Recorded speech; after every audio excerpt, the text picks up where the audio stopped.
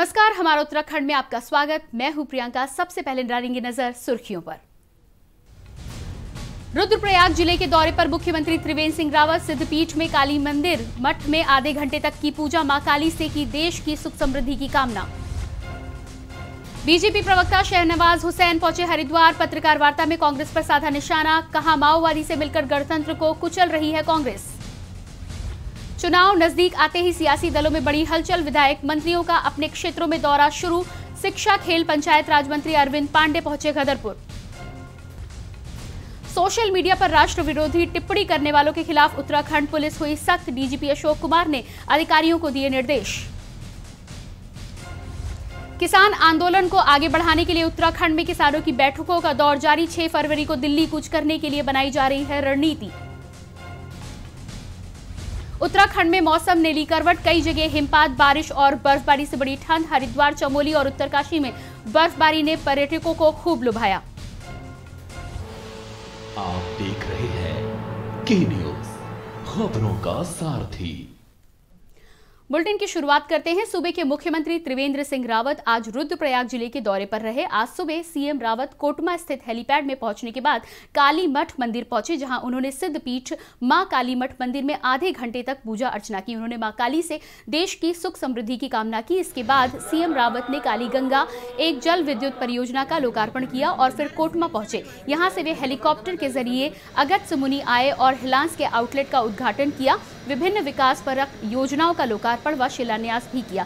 इस अवसर पर सीएम रावत ने कहा कि वर्ष 2013 की आपदा के बाद उत्तराखंड में बहुत बड़ा नुकसान हुआ है। आपदा के बाद केदार घाटी फिर से उभर रही है। काली गंगा जल विद्युत परियोजना से स्थानीय लोगों को रोजगार मिलेगा। क्षेत्र की जो भी समस्याएं होंगी उन्हें दूर किया जाएगा। सीएम रावत ने कहा कि हमारी सरकार चारों धामों का विकास कर रही है, जिसका फल आने वाले 100 सालों तक लोगों को मिलता रहेगा।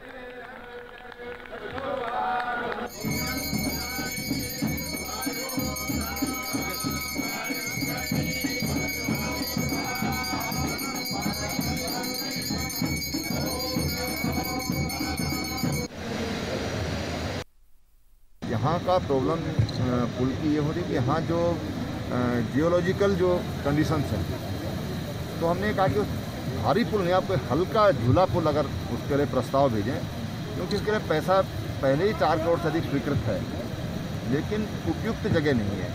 जब यहाँ पर जो लैंड है वो एकदम सराउंडिंग है और उसके लिए जो बेस चाहिए वो यहाँ पर नहीं मिल पा रहा है। जैसा मुझे बताया, 2013 की आपदा के बाद हमारे बहुत बड़ा नुकसान उत्तराखंड में हुआ था, जैसे सब लोगों को जानकारी है। लेकिन UJVNL ने अपने बेहतर कुशलता से इस प्रोजेक्ट को आज फिर खड़ा कर दिया है और जिससे हमारी 4 मेगावाट बिजली जनरेट हो रही है। जहाँ इससे हमको ग्रीन एनर्जी मिलेगी, वहीं कुछ लोगों को इससे रोज़गार भी मिलेगा। हमारे सरकारी निगम UJVN ने आज अपनी सामर्थ्य और अपनी क्षमता का पूरा प्रदर्शन करते हुए ये जो हमारा पहला जो हमारी लघु जल विद्युत परियोजना जो 13 में वॉश आउट हो गई थी, इसको पुनर्स्थापित कर दिया और बल्कि आज तक के अनऑफिशियली इन्होंने 4 करोड़ रुपया कमा भी लिया है। और इसमें सीरीज़ में काली गंगा फेज़ 2 होना है और मधमेश्वर गंगा में भी उत्पादन होना है। तो मुझे ये आशा है कि आने वाले समय में ये हमारी कालीमठ और मधमेश्वर घाटी शक्ति का एक केंद्र होगा। विद्युत उत्पादन हम चूँकि राजकीय उपक्रम है, तो हम राजकीय उपक्रम UPCL को ही ये विद्युत का विक्रय कर रहे हैं और ये सारी विद्युत UPCL में जा रही है। और UPCL के माध्यम से जो आसपास के गांव हैं, जैसे कि कोटमा और चौमासी, इन सब गाँव में जो विद्युत का जो फ्लक्चुएशन हो जाता था, वोल्टेज में जो फ्लक्चुएशन हो जाता है, वो भी अब कम हो जाएंगे। उत्तराखंड में विधानसभा चुनाव नजदीक हैं। ऐसे में तमाम राजनीतिक पार्टियां सक्रिय हो चली हैं, लेकिन कांग्रेस की अगर बात की जाए तो कांग्रेस के अंदर अभी तक अंदरूनी कलह शांत नहीं हो पा रही है। जहां कई दिनों से मुख्यमंत्री चेहरे को लेकर हरीश रावत और नेता प्रतिपक्ष इंदिरा हृदयेश के बीच तनातनी चल रही है, तो वहीं अब हरीश रावत ने 2022 में विधानसभा चुनाव न लड़ने का बड़ा ऐलान किया है। हरीश रावत ने मंशा तो साफ कर दी है। हालांकि हरीश रावत ने यह भी कहा है कि पार्टी आला कमान आगे जो भी निर्देश देगी वो उसे मानने को तैयार रहेंगे। उन्होंने कहा कि वो चुनाव के लिए चेहरा इसलिए घोषित करवाने की बात कर रहे हैं ताकि भाजपा को पीएम नरेंद्र मोदी को हाशिए में डालकर लोकल फॉर वोकल के लिए मजबूर होना पड़े।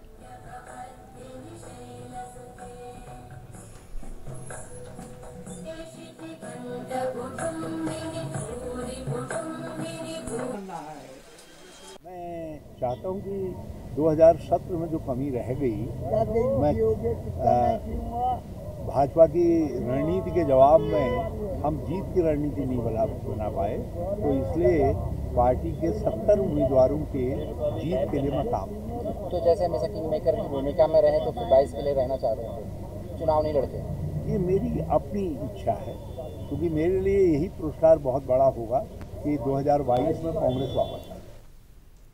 भारतीय परिवहन मजदूर महासंघ व भारतीय मजदूर संघ ने प्रधान कार्यालय नैनीताल में रोडवेज बस स्टेशन में महाप्रबंधक कार्यालय नैनीताल से फरसौली शिफ्ट किए जाने के विरोध में धरना प्रदर्शन किया और कहा कि नैनीताल के फरसौली में जो जमीन आवंटित की गई है वो केवल कार्यशाला के लिए आवंटित की गई है। कर्मचारियों ने उच्च अधिकारियों पर आरोप लगाते हुए कहा कि जब तक इन्हें विभाग द्वारा कार्यालय आने के लिए वाहन उपलब्ध कराए गए थे तो अधिकारी नैनीताल कार्यालय पहुंच रहे थे, लेकिन विभाग द्वारा जब इन अधिकारियों को वाहन उपलब्ध कराने से मना कर दिया गया तो अधिकारी अपना खर्च बचाने के लिए महाप्रबंधक कार्यालय को फरसौली शिफ्ट कर रहे हैं। कर्मचारियों का यह भी कहना है कि पिछले 6 माह से किसी भी रोडवेज कर्मचारी को वेतन का भुगतान नहीं हुआ है, लिहाजा प्रत्येक माह वेतन वितरित करने के साथ ही कर्मचारियों का उत्पीड़न बंद किया जाए। एमडी रंजीत सिन्हा जो कि आईएएस अधिकारी हैं, क्षेत्र की जनता की मांग को देखते हुए मसूरी विधायक गणेश जोशी ने हंस फाउंडेशन के सहयोग से उप जिला चिकित्सालय मसूरी में एम्बुलेंस उपलब्ध कराई। इस दौरान विधायक गणेश जोशी ने कहा कि क्षेत्र की जनता लगातार मांग कर रही थी कि मसूरी में एम्बुलेंस की सख्त आवश्यकता है, जिसे देखते हुए उन्होंने हंस फाउंडेशन के सहयोग से क्षेत्र की जनता की मांग को पूरा किया। इस दौरान मसूरी ट्रेडर्स वेलफेयर एसोसिएशन के अध्यक्ष रजत अग्रवाल ने कहा है कि उनकी संस्था एम्बुलेंस के संचालन के लिए विधायक गणेश जोशी का आभार व्यक्त करती है और मसूरी की जनता को रियायती दरों पर एम्बुलेंस उपलब्ध कराई जाए, साथ ही इसके रखरखाव के लिए भी आवश्यक कदम उठाए जाने चाहिए।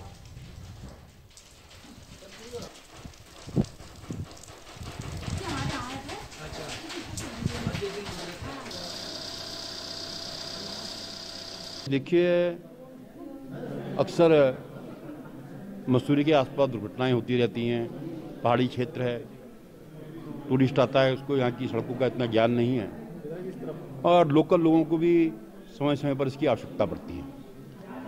पूर्व मैंने एक एम्बुलेंस यहाँ पर पूज्य मंगला माता जी के आशीर्वाद से दी थी और आज मंगला माता जी की कृपा से एक बिल्कुल आधुनिक सुविधाओं से युक्त इसमें फ्रीजर भी है, जो एक फ्रीजर का काम भी करेगी। मॉर्चरी वैन का, जिसकी लागत करीब 19.5 लाख है, तो उसको हमने हॉस्पिटल को हैंडओवर किया है।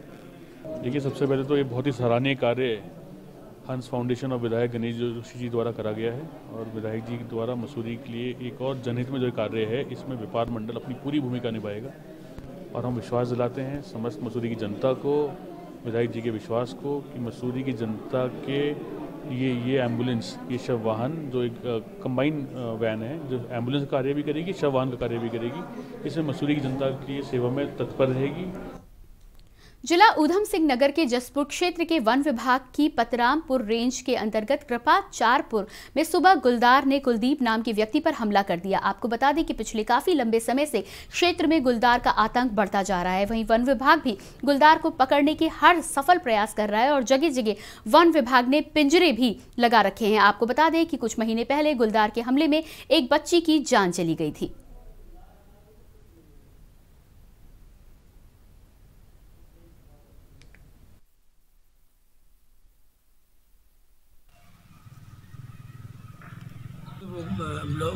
गांव में एक कुलवंत सिंह नाम के व्यक्ति है, वो कुत्ते को घुमा रहे थे तो अचानक गुलदार आया। कुत्ते को छुड़ाने के चक्कर में उनके पैरों में मोच आ गई है, हल्का एक आध दांत भी लगा हुआ है, जिसका मेडिसिन हमने करा दिया है और बाकी जितने संसाधन हैं हम लोग घूम रहे हैं, स्टाफ घूम रहा हमारा। विकासखंड बैरीनाग के नागिला गांव में देर रात को गोदावरी देवी के 8 कमरों के मकान में अचानक आग लगने से 1 दर्जन मवेशियों की जलकर मौत हो गई। बता दें कि देर रात को ही ग्रामीणों ने आग बुझाने का प्रयास किया, लेकिन आग ने विकराल रूप ले लिया था। आपको बता दें कि घर के अंदर रखा रसोई गैस का सिलेंडर फटने से और ज्यादा आग भड़क गई। आग लगने से पूरा मकान जलकर राख हो गया। घटना की जानकारी मिलते ही एसडीएम अभय प्रताप सिंह ने राजस्व निरीक्षक और उप निरीक्षक को मौके पर भेजा। वहीं प्रभावित परिवार ने बताया कि आग लगने से 10 लाख से अधिक का नुकसान हुआ है।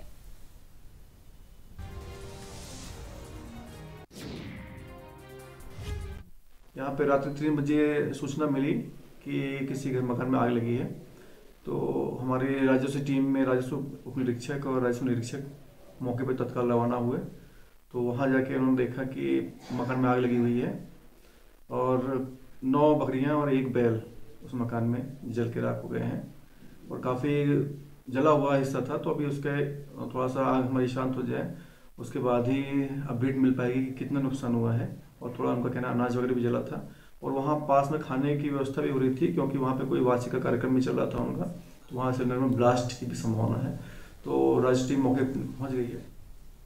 कोविड-19 के कारण बंद विद्यालयों को 8 फरवरी से फिर से खोलने की तैयारी के संबंध में आज समस्त प्राचार्य, जिला शिक्षा एवं प्रशिक्षण संस्थान कुमाऊं मंडल सहित जिला शिक्षा अधिकारियों के साथ ही वेबिनार के माध्यम से ऑनलाइन बैठक आयोजित की गई। वहीं इस दौरान मंडलीय अपर निदेशक रघुनाथ लाल ने बताया कि कोविड काल के दौरान बंद सभी विद्यालयों को सरकार द्वारा जारी गाइडलाइनों के अनुसार 8 फरवरी से खोले जाने के लिए सभी तैयारियां पूरी कर ली गई हैं, जिसके तहत सभी विद्यालयों को सैनिटाइज करने के साथ ही शैक्षणिक कैलेंडर जारी कर दिया गया है।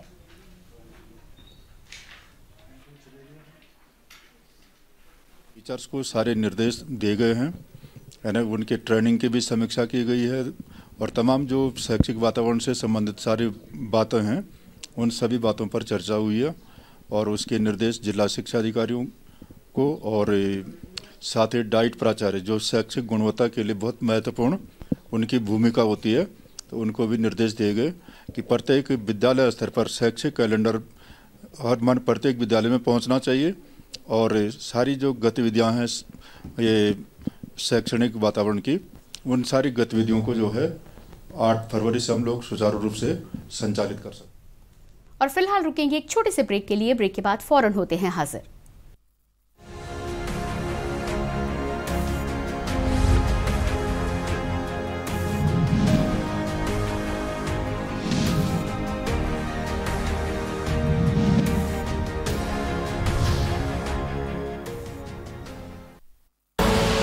आप देख रहे हैं के न्यूज, खबरों का सारथी। उत्तर प्रदेश की धरती धर्म और आध्यात्म की धरती है, साथ ही ये धरती वीरों की भी जन्मभूमि रही है। प्रथम स्वातंत्र्य समर 1857 से लेकर 1947 तक उत्तर प्रदेश जन क्रांति का प्रमुख केंद्र रहा। गोरखपुर के गोरक्षपीठ के योगियों की परंपरा के महंत दिग्विजय नाथ जी ने गांधी जी की अगुवाई में आंदोलन का नेतृत्व किया। वहीं 1922 में भारत मां के सपूतों ने चौरी चौरा में ब्रिटिश साम्राज्य के प्रतीक थाने को ध्वस्त कर अंग्रेजों के शासन को चुनौती दी थी। आज हम चौरी चौरा की जन क्रांति के शताब्दी वर्ष में प्रवेश करने जा रहे हैं। इस उपलक्ष्य में देश के यशस्वी प्रधानमंत्री श्री नरेंद्र मोदी जी द्वारा चौरी चौरा शताब्दी महोत्सव का शुभारंभ माननीय राज्यपाल श्रीमती आनंदीबेन पटेल और मुख्यमंत्री श्री योगी आदित्यनाथ जी की गरिमामयी उपस्थिति में होने जा रहा है। आइए प्रधानमंत्री जी के नेतृत्व में एक मजबूत और आत्मनिर्भर भारत के निर्माण के लक्ष्य से प्रयासों को जोड़ें। स्वरक्तः स्वराष्ट्रम रक्षेत। आप देख रहे हैं के न्यूज, खबरों का सारथी।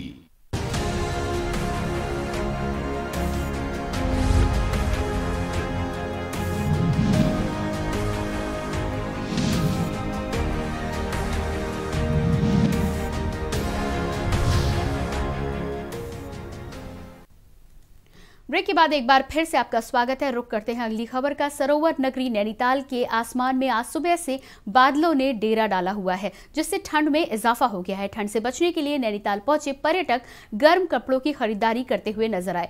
नैनीताल आए पर्यटक कड़कड़ाती ठंड के बाद अब बर्फबारी का इंतजार कर रहे हैं। वहीं मौसम विभाग ने पूर्वानुमान के अनुसार ऊंचाई वाले क्षेत्रों में बर्फबारी की संभावना को देखते हुए पर्यटक नैनीताल का रुख करने लगे हैं। बता दें कि जहां एक तरफ नैनीताल पहुंचे पर्यटक ठंडे मौसम का मजा ले रहे हैं, तो वहीं बढ़ती ठंड से बचने के लिए स्थानीय लोगों को आग का सहारा लेना पड़ रहा है।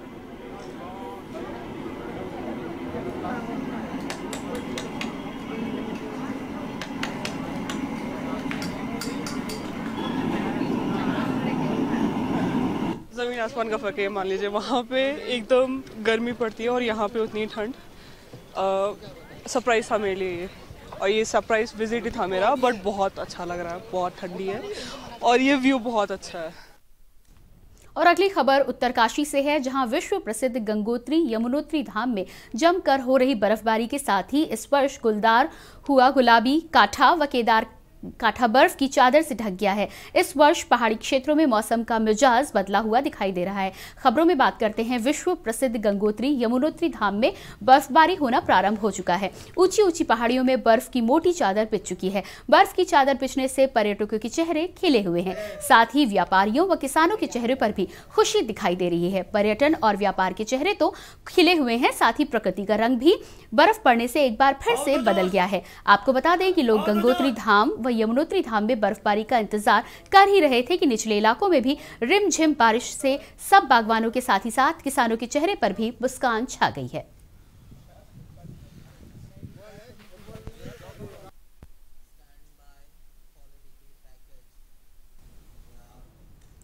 उत्तराखंड में मौसम ने आज एक बार फिर से करवट बदली है। कहीं धूप खिली है तो कहीं काले घने बादल छाए हैं, जिससे बारिश के भी आसार हैं। वहीं कई ऊंचाई वाले इलाकों में हुई बर्फबारी से ठंड में इजाफा हुआ है। राजधानी देहरादून समेत कई क्षेत्रों में सुबह हल्की बारिश देखने को मिली है। आइए दिखाते हैं पूरी रिपोर्ट।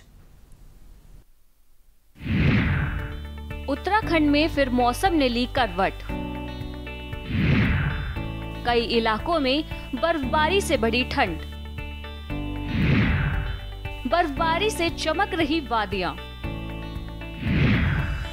धनौल्टी में बर्फबारी से मौसम सुहावना। पहाड़ों की रानी मसूरी में बर्फबारी। मसूरी धनौल्टी में पड़ रही बर्फ की फुहारें।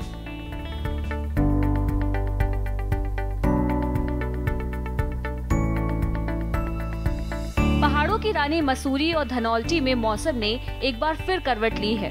गुरुवार सुबह भी मसूरी और धनौल्टी में हल्की बारिश और बर्फबारी हुई। रुक रुक कर हो रही बारिश के बीच बर्फ की हल्की फुहारें पड़ने से मौसम खुशनुमा हो गया है। हालांकि बर्फ गिरने से क्षेत्र में शीतलहर का प्रकोप बढ़ और ठंड भी बढ़ गई है। इससे मसूरी घूमने आए सैलानियों और क्षेत्र में पर्यटन व्यवसाय से जुड़े लोगों में खुशी का माहौल है। बता दें, मसूरी में 28 दिसंबर को सीजन की पहली बर्फबारी हुई थी। मसूरी के अलावा धनौल्टी और बुरांशखंडा क्षेत्र में हल्की बर्फ पड़ी है।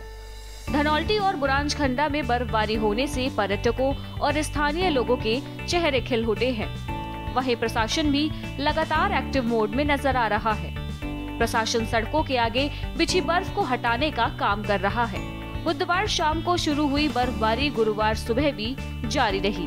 बद्रीनाथ, केदारनाथ, गंगोत्री, यमुनोत्री समेत हेमकुंड साहिब भी बर्फ से ढक गए हैं। यमुना घाटी के ऊंचाई वाले इलाकों ने फिर बर्फ की सफेद चादर ओढ़ ली है। पिछले क्षेत्रों में रुक रुक कर बारिश का सिलसिला शुरू होने से तापमान में गिरावट के साथ ही ठिठुरन वाली सर्दी महसूस की जा रही है। उधर केदारनाथ धाम समेत द्वितीय केदार, मदमहेश्वर, तृतीय केदार, तुंगनाथ और चंद्रशिला में हल्की बर्फबारी हुई। मसूरी से के न्यूज के लिए लेखवार की रिपोर्ट।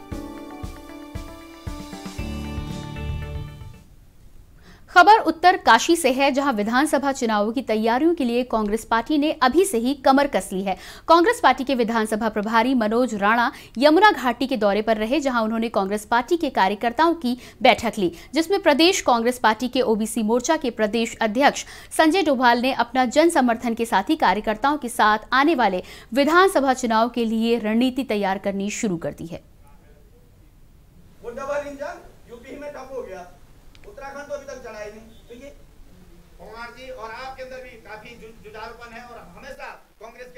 हम लोग जैसे आज इस सरकार में व्यापारी वर्ग नाराज़ हैं, युवा वर्ग नाराज़ हैं, किसान नाराज़ हैं, हर तरह के लोग हताश निराश की स्थिति में इस प्रदेश की जो सरकार चल रही है, त्रिवेंद्र रावत की सरकार चल रही है, इस प्रदेश में हमेशा देख रहे होंगे आप लोग कि निराशा की वो चल रही है। हम लोगों का एक मैनिफेस्टो बनेगा पार्टी की तरफ से भी, हम लोग आपस में सब लोग डिस्कस करेंगे कि हमारे स्थानीय मुद्दे क्या हैं जो हमारे इस सरकार में पूरे नहीं। सरकार ने तो सिर्फ आपने देखा होगा इन 5 सालों में कि एक अपनी PM-JY की सड़कें ही उपलब्धि गिना रही है, बाकी इनकी मैं कोई देख नहीं रहा कि कोई इन्होंने इस क्षेत्र में कोई ऐसा कार्य किया है जो कि यहाँ की उपलब्धियाँ गिनाएं। यही है क्योंकि बीजेपी के अभी तक का जो कार्यकाल है इसमें चाहे यमुनोत्री हो, हमारे विधायक जी का पास कोई भी एक भी काम गिनाने के लिए नहीं है। केवल उनका कहना ये है, यहाँ पे चाहे देख लीजिए रोजगार के लिए हो, चाहे हमारे यहाँ कोरोना काल में ही देख लीजिए, कहीं पे हमारे विधायक जी और बीजेपी का कोई भी कार्यकर्ता कहीं नजर नहीं आया।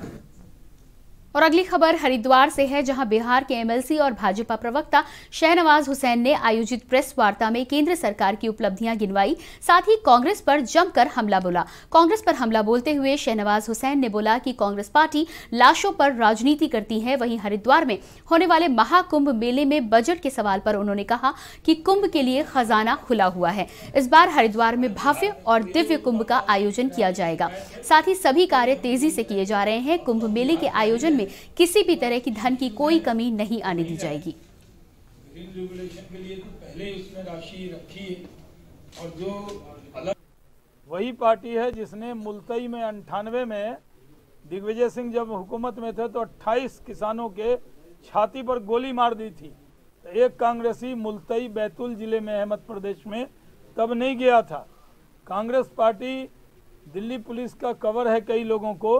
किसान के बेटे हैं जिनकी कॉलर बोन टूट गई, जिनकी रीढ़ की हड्डी टूट गई, जो आज मौत और जिंदगी से संघर्ष कर रहे हैं, उनको पूछने नहीं जा रही। और फिलहाल इस बुलेटिन में इतना ही, लेकिन ताज़ा अपडेट के लिए आप लगातार देखते रहिए के न्यूज़ इंडिया।